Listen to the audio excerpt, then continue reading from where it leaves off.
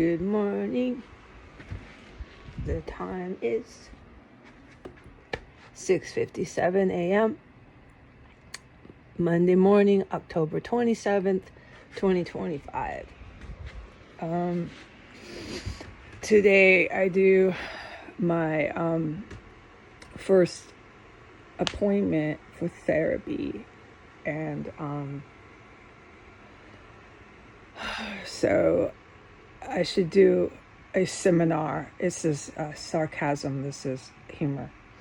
I should do a seminar for people to know the ropes, because I seem to have a knack for it. I noticed that after I listened to my last video from yesterday. I have a natural knack with people. I think I do. Things that have to do with people. On a social humanitarian nature. Because I really like these social programs that I would like to do with the incoming government. That's all I've ever said for 6 to 8 years. Most of the people who follow me are very familiar with these programs that I would love to help start. Now, with my education, I cannot start them, and nobody could do it alone, even if they had an incredible pedigree.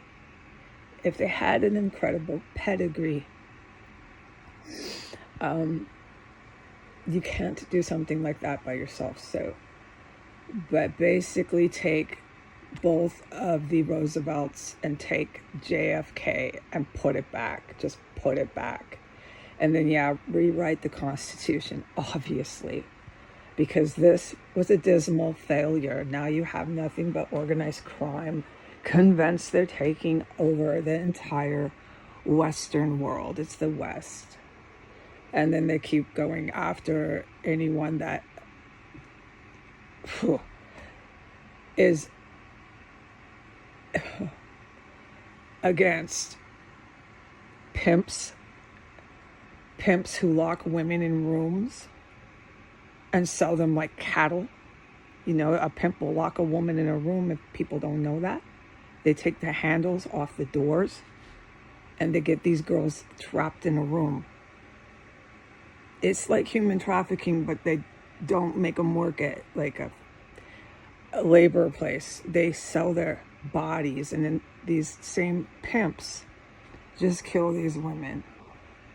Okay, so that's why I'm going to therapy today, is because I witnessed homicides of prostitutes in Washington, D.C. And I definitely am going to work that out. And no president is going to tell me that I fucking imagined that shit.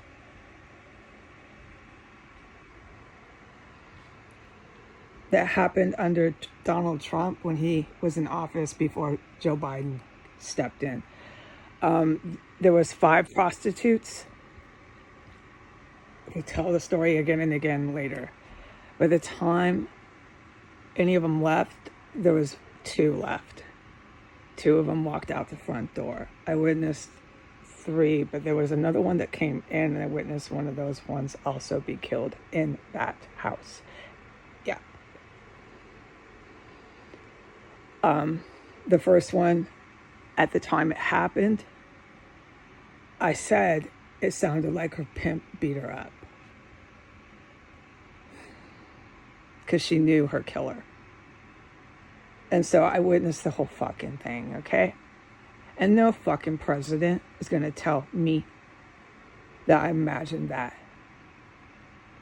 Okay? You're an organized crime. You're a pimp. And you're being removed from power. That's what happens to pimps like you. You're not a political, powered president killing women 15 minutes from your office. It ain't how America works. Dream on. Anyway, so the seminar Let's just do a seminar, okay? Today is my first appointment, so you go in, you get a feel for the receptionist, you do an intake, which is kind of uncomfortable because it's all these new people, and then they're assigning you to someone who's asking you all these questions that are not always comfortable to talk to people about, anyone about, but it's why you're there. So just get through the questions, and then they give you your boy or girl, whoever you want as your therapist. You pick, do you want a boy? Do you want a girl? Do you care? You answer that question. For me, I want a girl. I want a girl therapist. My guidance this morning is I'm going to like the one I get, but my guidance is to ask for another one. So I'm going to get, from me and my own personal experience, a good feel here, because my guidance is to not disrupt the work that she is doing when we get started, to pick one and keep it.